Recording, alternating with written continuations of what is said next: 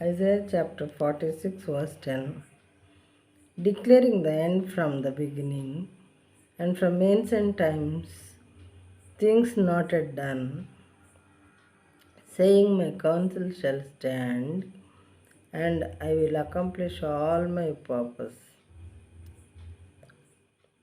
నా ఆలోచన నిలుచుననియు నా చిత్తమంతయు నెరవేర్చుకొనేదననియు చెప్పుకొనుచు, ఆది నుండి నేనే కలుగబో వాటిని తెలియజేయుచున్నాను.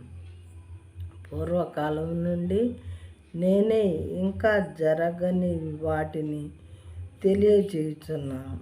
పూర్వకాలం నుండి నేనే ఇంకా జరగని వాటిని తెలియజేయుచున్నాను.